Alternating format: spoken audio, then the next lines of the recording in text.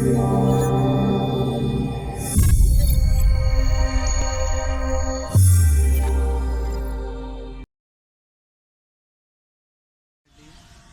మధుప్రియ, నిన్ను చెల్లి అని కూడా చెప్పుకోవడానికి సిగ్గుపడే ఒక అన్నయ్యని చెబుతున్నా.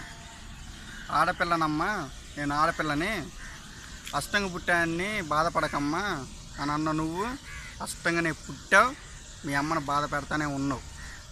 ఇంతకు విషయం ఒకటి అర్థం కాదు ఏంటంటే, నువ్వు దేశంలో ఎంతమందిని కన్నావు, ఎప్పుడు కన్నావు? ఈ మాట ఎందుకు అంటున్నానంటే, దేశంలో ఉన్న ప్రతి ఒక్క నా కొడుక్కి అని నువ్వు అన్నావు కాబట్టి ఈ మాట అనాల్సి వస్తుంది. అంత ఎట్టగన్నావమ్మా అంతమందిని? నువ్వు ఎప్పుడు కన్నావు? 18 ఏళ్ళకి ఎంతమందిని కన్నావా నువ్వు? ఇప్పుడు నోరిచ్చారని ఎట్లా పడితే అట్లా మాట్లాడితే కరెక్టేనా? ఇంక్లూడింగ్ మీ నాన్నగారితో సహా నువ్వు నా కొడుకుని తిట్టావంటే దానికి ఏమన్నా అర్థం ఉందా? నేను నా జీవితంలో వినకున్న మాటలు మూడు. ఒకటి, నాలాంటి స్టార్డమ్ ఉన్న అమ్మాయికే ఇట్లాంటి పరిస్థితులు వచ్చినప్పుడు న్యాచురల్గా ఉండే అమ్మాయి పరిస్థితి ఏంది? ఈ మాట ప్రతిభా పాటిల్ గారు కానీ, మదర్ తెరీసా గారు కానీ, తమిళనాడు సీఎం జయలలిత గారు కానీ ఆయన ఉండరేమో. ఎందుకంటే వాళ్ళు న్యాచురల్గానే ఫీల్ అవుతారు కాబట్టి. అసలు నువ్వు ఏ స్టార్ డమ్మువి? అసలు నువ్వు దేంట్లో స్టార్వి? నీ డమ్మును నువ్వు ఎందుకే కొట్టుకుంటున్నావు? ఇప్పుడు ఓ విషయం చెప్పాలా నీకు. నేను ఆడపిల్లకి ఐకాన్ అని చెప్పుకున్నావు అంటే నేను ఇప్పుడు ఆడపిల్ల ఆదర్శం తీసుకోవాలా? ఆదర్శం తీసుకొని పెళ్లి రోజేమో తండ్రి మీద కేసు, పెళ్లి తర్వాతనేమో మొగుడు మీద కేసు, మళ్ళీ కలిసి ఉంటేనేమో తల్లి మీద కేసు, ఇంతమంది మీద కేసులు పెట్టాలి ఇప్పుడు ఆడపిల్ల నిన్ను ఐకాన్గా తీసుకొని? అదే నా ఆదర్శం అంటే? ఇప్పుడు ఇంకో విషయం ఏంటంటే, సరే నిన్ను తీసి పక్కన పెట్టు, అసలు నువ్వు పెద్ద విషయమే కాదు. ఎందుకంటే నేను ఆడపిల్లని, నేను పెద్ద స్టార్ డమ్ము ఎవరు చెప్పుకోరు. అది నువ్వు దేంట్లో స్టార్ ఒకసారి చెప్తే ఒక పాట పాడినంత మాత్రాన అది నువ్వు పాడిన పాటకి నువ్వే విలువించుకోలేదు. ఎందుకంటే నువ్వు పాడిన పాట ప్రతి ఒక్క దాంట్లో నువ్వు రివర్స్ చేస్తున్నావు. అసలు నువ్వు నీ పాడిన పాటకి నువ్వు విలువించుకోకుండా మేము ఎందుకు విలువిస్తాం? అసలు నువ్వు పాడింది పాటే కాదు, ఆ పాడే అర్హత అసలు నీకు లేదు. నీకు నీ మూలంగా ఇప్పుడు నేను రెండు విషయాలు చెప్పాలనుకున్నా. 2 సంస్థలకు 2 విషయాలు చెబుతాను, వింటా ఉన్నా.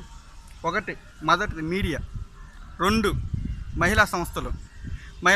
నిన్నగా మొన్న అనుకుంటా బాలకృష్ణ ఒకే ఒక్క అమ్మాయిని పర్టికులర్గా తన హీరోయిన్ని ముద్దు పెట్టాలనిపిస్తూ ఉంది అని అంటే ఎమ్మెల్యే అని కూడా చూడకుండా మహిళా సంస్థలు చేసిన రచ్చ కాదు.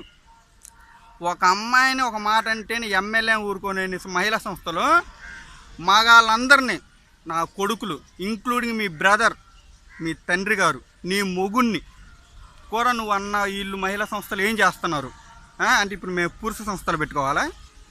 నీ మీద ఇప్పుడు రైడ్ చేయాలి మేము? అసలు నీకు అంత ఉందా?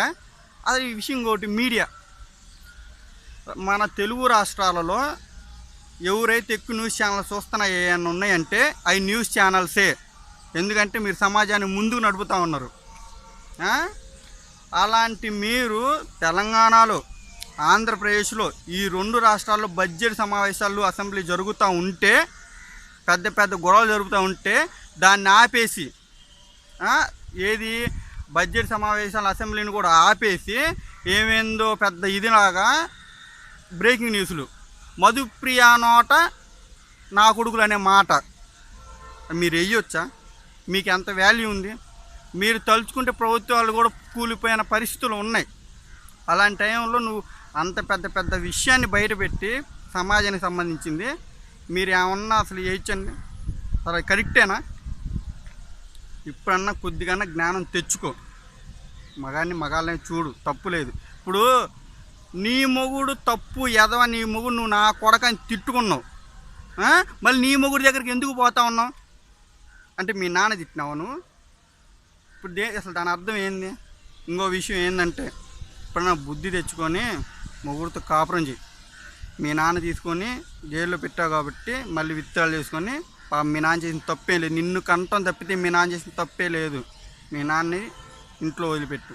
అసలు నువ్వు మీ నాన్న వాళ్ళ ఇంటికి వెళ్ళమాకు. అసలు నేను స్టార్ని అని చెప్పుకో మాకు. ఎప్పుడు నేను ఐకాన్ని అస్సలు చెప్పుకో మాకు. ఎందుకంటే ఆడపిల్లలు కూడా నేను క్షమించరు, నీకు అర్హత లేదు. ఇంకో విషయం చెప్పాలి నీకు. మధుప్రియ చిన్నప్పుడే పాటలు పాడింది. నువ్వు చిన్న వయసులో తెలియని పరిస్థితుల్లో నువ్వు పెళ్లి చేసుకున్నావు. నువ్వు చిన్నపిల్ల ఎట్లయితు? నీకు తెలియని వయసులోనే నువ్వు కాపురం చేయడానికి సిద్ధపడ్డావు. నువ్వు చిన్నపిల్లవు అవుతావా? నువ్వు 60 సంవత్సరాలు 70 సంవత్సరాలు నాకు ఎంత జ్ఞానం వచ్చిందంటే అది కరెక్ట్ కాదు. మీ నాన్న మిమ్మల్ని దగ్గర పెట్టు, నువ్వు మీ నాన్న మిమ్మ దగ్గర నుంచి దూరం వెళ్ళిపో. మొగుడితో కాపురం వేసుకుని బుద్ధిగా ఉండు. నీకు సినిమాలు ఛాన్స్ కాదు కదా, కనీసం స్టేజ్ ఛాన్స్ కూడా రాదు, ఇచ్చేవాళ్ళు ఎవరు లేరు.